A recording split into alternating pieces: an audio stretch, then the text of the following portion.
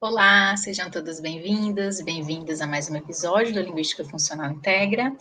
Eu sou Renata Vidal, doutoranda com bolsa CAPES, programa de pós-graduação em Linguística da Universidade Federal do Ceará. Hoje nós entrevistaremos o professor Tiago Caian. Nosso convidado é mestre em estudos da linguagem, concluiu especialização em fundamentos linguísticos para o ensino da leitura e da escrita. Fez licenciatura com laurea acadêmica em Letras, Língua Portuguesa e Literatura, em todos os casos, e pela Universidade Federal do Rio Grande do Norte. Possui interesse em temas relacionados à linguística funcional, centrada no uso, a fonologia de uso e ao ensino de leitura e de escrita. Integra atualmente o grupo de estudos Discurso e Gramática. Olá, professor Tiago. É um prazer muito grande para nós, do GEF, para o Projeto Linguística Funcional Integra, tê-lo aqui conosco nesse encontro virtual. Eu já vou adiantar alguns agradecimentos pela sua disponibilidade em estar aqui com a gente, por fazer parte dessa iniciativa e contribuir para a divulgação das pesquisas em funcionalismo linguístico, que a gente vem desenvolvendo nesse projeto, que é o Linguística Funcional Integra. Muito obrigado. Que agradeço, Renata, pela recepção. Agradeço a equipe por trás desse projeto incrível e especificamente no nome da professora Nádia Prata. Então, muito obrigado. É sempre bom falar sobre linguística, falar sobre pesquisa. Bom, só complementando as informações do nosso entrevistado, acerca da instituição a qual ele se vincula, né, o Instituto Federal de Educação, Ciência e Tecnologia do Rio Grande do Norte, IFRN. Sua apresentação será na área de descrição e análise linguística, mais especificamente, o nosso entrevistado vai tratar do funcionalismo e da gramática de construções. Acho que a gente pode começar, então? Sim. Professora, a linguística funcional centrada no uso é uma corrente de investigação das línguas naturais que se pauta, em essência, na correlação de três elementos: linguagem, uso e cognição. Conta um pouco para a gente de que maneira projeções conceituais, como metáfora e metonímia, são definidas pela linguística funcional centrada no uso. Essa é uma ótima pergunta, não é? A linguística funcional centrada no uso, daqui para frente, eu vou chamar de LFCU, uma abreviação. Ela, de fato, investiga a linguagem correlacionando esses três itens, digamos assim, né? Linguagem, uso e cognição. Três coisas que estão embrincadas. E quando nós pensamos em linguagem, pensamos no pensamento, na estrutura do pensamento, essa teoria ela absorve conceitos, pressupostos operacionais que vêm ali da linguística cognitiva, que são justamente essas projeções conceituais, né? A exemplo da metáfora e da metonímia. Então, ao absorver essas categorias, pensando principalmente nos pressupostos de Lakoff e Johnson, na LFCO nós compreendemos as projeções metafóricas e metonímicas como projeções conceptuais.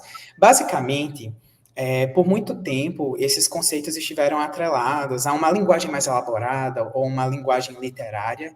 E aí, quando Lakoff e Johnson trazem luz a respeito desses conceitos, eles indicam que a metáfora e a metonímia, na verdade, estão estruturando todo o nosso pensamento, e isso tem uma completa relação com a linguagem.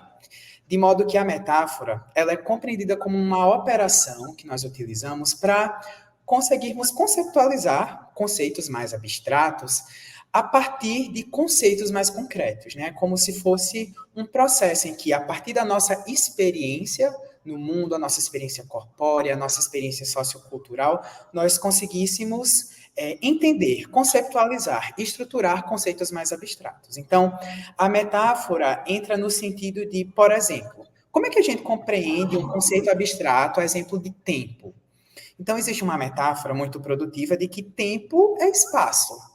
Quando nós somos pequenos, nós somos ambientados, entendemos o que é um espaço, então a gente consegue compreender esse conceito mais abstrato pela ideia mais concreta de espaço. Um exemplo, a gente pode dizer, estamos chegando perto do Natal. O Natal é um período de tempo, né, culturalmente situado, e aí, quando a gente diz estamos chegando perto do Natal, o Natal funciona como um espaço em que o eu pode se aproximar ou se afastar. Então, essa é uma estratégia de entender algo mais abstrato por algo mais concreto. Então, Lakoff e Johnson defendem que existe aí uma projeção entre domínios. Um domínio mais concreto, cujos elementos são utilizados e projetados em um domínio mais abstrato, que é justamente esse conceito que a gente estrutura, esse conceito mais abstrato que a gente tem de compreender, conceptualizar. Então, a metáfora é a projeção entre um domínio fonte, mais concreto, para um domínio alvo, mais abstrato. A metonímia, por outro lado, a gente aprende, né, desde a educação básica, de que a metonímia está relacionada a você dizer uma coisa por meio de uma outra palavra. Mas essa correlação, essa operação metonímica vem justamente por um fato fundamental, que é uma relação de contiguidade. Existe uma contiguidade conceitual entre alguns elementos que nos permite deslocar o sentido de uma coisa para outra, a fim de fazer referência a uma coisa por meio de uma outra palavra, né? Então, por exemplo, um exemplo de dado metonímico é a gente falar a data pelo evento, né? A gente quer fazer referência ao evento e a gente faz referência à data de onde aquilo aconteceu. Então, vai que alguém fala assim... o 7 de setembro é uma data importante para o Brasil. Ao falar o 7 de setembro, então, o 7 de setembro é um evento importante para o Brasil. Ao falar essa data, ele quer fazer, na verdade, referência ao evento que foi a independência do Brasil. Então, nesse caso, você toma uma coisa pela outra, uma coisa para fazer referência à outra. Isso só é possível por uma relação de contiguidade, de proximidade conceitual que existe entre esses elementos. Então, dentro da LFCU, essas categorias, elas são muito importantes, mas principalmente nos casos de investigação de polissemia, de ambiguidades. Isso está intimamente atrelado à relação de variação e mudança linguísticas. No caso de uma polissemia de palavras, a gente consegue muitas vezes identificar ali um processo de metáfora, nessas projeções que permite que um item linguístico tenha mais de uma significação. Isso também está atrelado à ideia da variação linguística. Já a metonímia, principalmente quando nós pensamos em dados, né, em rotinização de usos linguísticos, em que nós temos itens que sempre aparecem em uma contiguidade sintagmática, uma contiguidade estrutural, isso às vezes promove uma ambiguidade também sintática, uma ambiguidade estrutural, que pode ser explicada pela metonímia. Então, a LFCU, ao trazer pressupostos da linguística funcional, principalmente norte-americana, com pressupostos da linguística cognitiva, utiliza esses conceitos de metáfora e metonímia para explicar a variação, mudança linguística, usos sincrônicos da língua e por aí vai. Muito interessante, professor, como essa abordagem consegue amarrar bem, né, essa visão de uma linguagem corporificada, que é o que a gente encontra na linguística cognitiva, e essa abordagem da língua e uso, né, explicar essa cognição por meio da linguagem, explicar todos esses processos que são refletidos na linguagem do nosso dia a dia mesmo. Você se dedica atualmente ao estudo do grau, né? Conta para a gente como essa categoria é compreendida na perspectiva da LFCU, né, e de que forma pode ser codificada. Isso, atualmente é a menina dos meus olhos, digamos assim. Então, eu investigo o grau, e dentro da LFCU, o grau, a gente já tem contato também na educação básica a conceitos basilares, mas o grau, dentro de uma perspectiva linguística, é um conceito bem amplo. Pode funcionar como uma operação semântico-cognitiva e discursivo-pragmática que é responsável por, de alguma forma, encarecer determinado conceito. Esse conceito a partir de uma perspectiva normal ou básica que a gente tem dele. Então, por exemplo, uma coisa é você dizer que alguém é bonita, outra coisa é você dizer que ela é muito bonita. Nesse caso, ao utilizar esse recurso do conceito que está atrelado à palavra muito, a gente encarece o atributo que está ali em bonito, né? Então, o grau se constitui como essa operação que também tem uma base corporificada para imprimir esse encarecimento. E é interessante a gente pensar que uma função linguística, né, a graduação, ela pode ser desempenhada por diversas formas, por diversas materialidades. Então, linguísticas. Nesse caso, por exemplo, no português brasileiro, nós podemos recorrer a diversos expedientes linguísticos. Um exemplo é um recurso fonético-fonológico, né? Então, você pode fazer um alongamento silábico para intensificar uma noção. Então, nossa, ela é linda. Quando você fala assim, Esse alongamento é justamente um indicativo ali desse traço fonético, fonológico, para imprimir esse encarecimento ao atributo em linda. Você pode também utilizar recursos morfológicos, exemplo do clássico sufixo, sei lá, belíssima, o nome de uma novela muito famosa aqui no Brasil. Esse íssima encarece o sentido que está ali indexado ao radical da palavra em belíssima, não é? Nós temos também expedientes sintáticos que são mais complexos, dizer, eu sou bonito pra caramba, ou pra caramba intensifica o atributo indexado em bonito. Existe também um encarecimento que está no próprio significado lexical de algumas palavras. Uma coisa é dizer feio, outra coisa é horroroso. Nesse caso, a gente tem, na própria base do significado da palavra, um sentido já intensificado. E há, inclusive, pesquisas que indicam que a graduação pode se imprimir em porções textuais, de modo que um discurso, um texto, ele é estruturado de modo que, gradativamente, essa construção graduadora vai sendo escalonada e imprimindo um encarecimento a um determinado conceito. Então, são muitos expedientes para expressar essa única função linguística. Bem bacana. Normalmente a gente associa uma manifestação em específico, né? E você traz aí várias possibilidades aí em que o grau pode se manifestar. Recentemente você pesquisou uma estratégia de intensificação no português brasileiro, que se realiza por meio de expressões como explodir de tanto ódio, brilhando de tão feliz, que são consideradas como construções, né, em sua investigação. Poderia explicar melhor como se caracteriza esse tipo de construção? Posso sim. Você comentou, né? Na escola a gente é muito habituado ao uso estudar os advérbios, alguns sufixos, intensificadores, e o que a gente descobre é que no português nós temos uma diversidade muito grande, né? Dentro da criatividade linguística. E um desses expedientes é uma construção como essa, né? Quando você está cansado e você diz, nossa, eu estou morto de tanto trabalhar. Né? Então, você quer encarecer, nesse caso, o evento de trabalhar. E aí você utiliza dois recursos intensificadores. Um primeiro, que vem por meio de um intensificador, se você diz, estou morto de tanto trabalhar. O evento de trabalhar é intensificado, em primeira instância, pelo advérbio tanto, mas a gente também tem aí um outro recurso, o efeito. Você trabalhou tanto que você está, entre aspas, metaforicamente, morto. Nesse caso, essa palavra também funciona como um reforço intensivo para encarecer esse evento, do tanto que você ali penou nesse trabalho. Então, a gente consegue ver essas ocorrências em explodir de tanto ódio, brilhando de tão feliz. Eu anotei aqui umas para ajudar a derreter de tanto amor, morrer de tanto trabalhar, tremendo de tão ansioso. E o que a gente percebe é que existe aí um padrão, de certa forma, um uso recorrente, que faz a gente enxergar daí uma construção. Né? Na gramática de construções, a construção é a unidade de investigação, é a unidade linguística. E a construção ela é compreendida como um pareamento de forma e função. E aí a forma é justamente a materialidade linguística que expressa esse uso linguístico, e a função é o sentido que essa construção possui.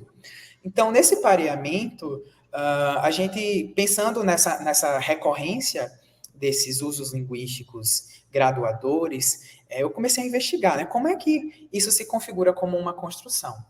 E aí, o que nós percebemos é que essa construção, ela tem uma função específica que é intensificar um determinado conceito, tido como básico ali, normal. E aí, quais são os tipos de conceitos que são intensificados, né, funcionalmente? Nós temos intensificação de eventos, do tipo morrer de tanto trabalhar, em que esse evento do trabalho ele é intensificado. A intensificação de referentes abstratos, do tipo derreter de tanto amor. Esse sentimento ele é tão intenso, né, que você faz uso desse expediente. E também a intensificação de características, atributos, do tipo tremendo de tão ansioso. Né? Então, a gente tem esse estado que é intensificado.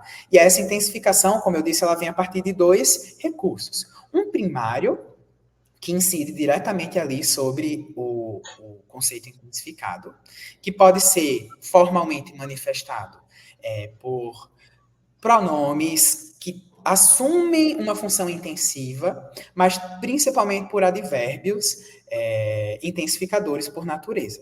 E o segundo recurso é o efeito que é desencadeado por esse elemento intensificado. Porque no final o que nós temos aí é uma estratégia que utiliza a relação de causa e efeito. Quando a gente fala morto de tanto trabalhar, esse estado de morte, na verdade, vem justamente como um efeito exagerado, exacerbado, que surge de uma causa, que é o elemento intensificado. Então, esse efeito, normalmente hiperbólico, metafórico, funciona como um segundo recurso intensificador, um reforço intensificador. Então, identificando essa função com essa formalização da construção, a gente percebe que é um uso bem esquemático. O que é que a gente encontra nesse padrão? Nós temos 3 slots, ou seja, slots, para quem não está ambientado, corresponde a meio que espaços que podem ser preenchidos por materialidade linguística. Então, um primeiro slot que a gente tem nessa construção é o slot de efeito, desencadeado por uma causa, que funciona como um recurso intensificador. Depois nós temos a preposição de, preenchida, mais um segundo slot, que é o slot do próprio intensificador, que incide primariamente numa causa. A causa é o terceiro slot. E lembrando que nesses usos, a causa sempre é o elemento intensificado. Então, como a maioria de vocês está só me ouvindo, basicamente a gente pode formular esse esquema em 3 slots, que a gente vai chamar cada slot com uma letrinha. Então, nós temos X, que representa o efeito, a preposição de, Y, que representa o slot do intensificador, e Z, que é a causa, o locus da intensificação. É complexo, mas ao mesmo tempo não é, porque a gente usa isso todo dia. Olha que eu não achei tão complexo não, que a sua exposição está bastante didática. Claro. Vamos para a seguinte pergunta, então. Como projeções metafóricas atuam nas instâncias de uso dessa construção? Isso é muito legal. Quando eu estava fazendo a pesquisa, era a parte que eu mais me orgulhava no meu trabalho, era a parte da investigar a metáfora e a metonímia também. Porque quando a gente fala de intensificação, o atributo, a ideia de você, na verdade, a operação de você intensificar algo envolve metáfora, porque é algo muito abstrato, nessa operação de você intensificar um determinado conceito. Então, isso envolve uma experiência corpórea, isso envolve uma experiência sociocultural, isso envolve a nossa vida.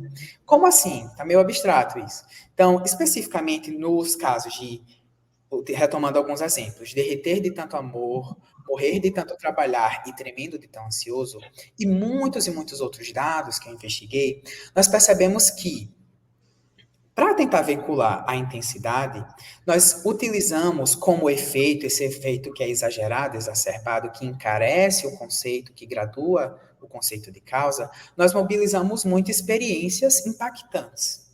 Que tipo de experiências? Experiências físicas impactantes, por exemplo, do tipo contorcer, derreter, explodir, né? Eu vou explodir de ódio, transbordar, desbotar, entre outras experiências. Temos experiências biofísicas impactantes, que nós experienciamos no nosso próprio corpo. Então, adormecer, morrer, chorar, gemer, né? Gemer de dor, você encarece ali por meio da experiência biofísica. Experiências psicoafetivas impactantes, né? Algo que se passa na nossa mente, na nossa cognição, do tipo assustar, aterrorizar, desconfiar, desesperar, enlouquecer. E também temos experiências mais abstratas, mas que ainda assim fazem parte da nossa experiência, que são experiências socioculturais impactantes, que são aquelas coisas que só fazem sentido numa lente cultural, do tipo ser brega, tá brega de tão lindo, coisas desse tipo, abestalhado, processado, falido, são experiências que eu encontrei nos dados do português brasileiro. E aí o que a gente percebe aqui? Pelo fato dessas experiências elas serem salientes, impactantes na nossa experiência, elas são recrutadas dessa concretude para serem mapeadas num domínio de intensidade. Então, a gente começa a conceptualizar a intensidade como uma experiência impactante. E isso é mobilizado dentro dessa construção que eu acabei de explicar, porque a gente consegue encontrar metáforas do tipo intensidade, conceito abstrato, é conceptualizado como experiência física impactante, experiência biofísica impactante, experiência psicoafetiva impactante, experiência sociocultural impactante, e por aí vai, né? Então, subjaz essa construção justamente esse modo de conceptualizarmos a intensidade com base nessas experiências impactantes. E isso é fenomenal, pelo menos ao meu ver. Sim, eu concordo. Você explicando aqui para a gente, é interessante visualizar o quão complexo é esse processo metafórico, né? Envolvendo tantos tipos de experiências, a gente associa mais à questão física devido a essa linguagem corporificada, né, que a gente encontra em muitos processos metafóricos. Aí você traz diversas influências, a questão sociocultural, né, a questão biofísica, muitas vezes até subjetiva ali do indivíduo, né, bem rico mesmo. Então, você trouxe aí as projeções metafóricas, agora a gente quer saber acerca da metonímia, né, como é que ela opera na conceitualização de construção que você investiga? Isso. A metonímia também ela é fundamental para a conceptualização da construção. E agora, gente, que eu me toquei que eu não dei um nome à construção. Na minha pesquisa, a gente chama, olha o nome como é lindo. Construção graduadora de causa e efeito com intensificador. Aí eu tenho um nomezinho mais carinhoso que é a CGC. Então, no caso da CGC, dessa construção, a metonímia, ela opera de forma muito interessante, porque, como eu disse, a graduação de um determinado conceito, seja um evento, um referente abstrato, um atributo, uma característica ou um estado, se dá por duas instâncias, né? Dois recursos. Um primário, que é o próprio intensificador, mas também o efeito exagerado, hiperbólico, que recai como um reforço intensivo. E aí, quando a gente para perceber, em termos sintagmáticos, né, em termos estruturais, o efeito ele está ali sempre na rotinização do uso, ladeado do intensificador. E essa correlação, essa contiguidade sintagmática, esse avizinhamento estrutural, acaba fazendo com que a função intensificadora do próprio intensificador se espraie para esse slot de efeito, além da projeção metafórica que eu já afirmei anteriormente. Então, o que a gente verifica aqui, na rotinização, né, nesse uso, nessa construção, a co-ocorrência desses dois slots, o slot de efeito com o slot, perdão, do intensificador, faz com que haja um espraiamento, uma absorção, um deslocamento de função que se dá pela projeção do efeito sobre o slot intensificador. Então, esse avizinhamento é o que ajuda a explicar, inclusive, essa harmonia intensificadora que existe entre o intensificador, entre o slot de efeito, intensificando a causa, que é sempre o locus da intensificação, né?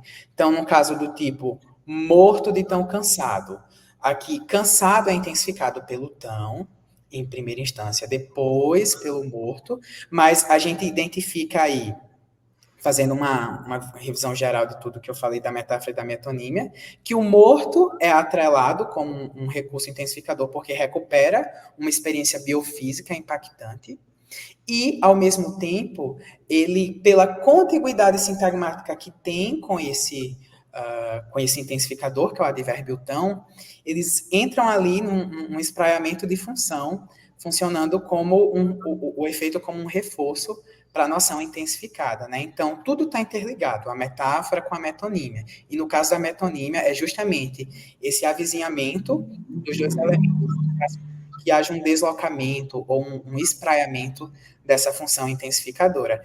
Uma comparação assim bem besta, né? Quando a gente começa a andar, a gente anda tanto com uma pessoa lado a lado que você começa a pegar ali o trejeito da outra. É a mesma coisa aqui, pelo fato de ocorrer sintaticamente no eixo sintagmático, perdão, com o elemento intensificador, o efeito passa também a absorver essa função bem gramatical. Chegamos ao fim da nossa entrevista. Reforço aqui o meu agradecimento em nome do Grupo de Estudos em Funcionalismo, em nome do Projeto Linguística Funcional Integra. Muito obrigada por essa entrevista, essa exposição, essa explicação riquíssima, bastante didática que você trouxe aqui para a gente, professor Tiago. Desejo muito êxito nas suas investigações e só gratidão. Muito obrigado. Boa sorte aí no doutorado, viu, Renata? Obrigado por conduzir tão bem esse momento. E, mais uma vez, obrigado a todo o grupo, especificamente a professora Nádia Prata também. Como membro do DG, eu estou bem feliz de estar aqui, tá bem? Obrigado. Obrigada.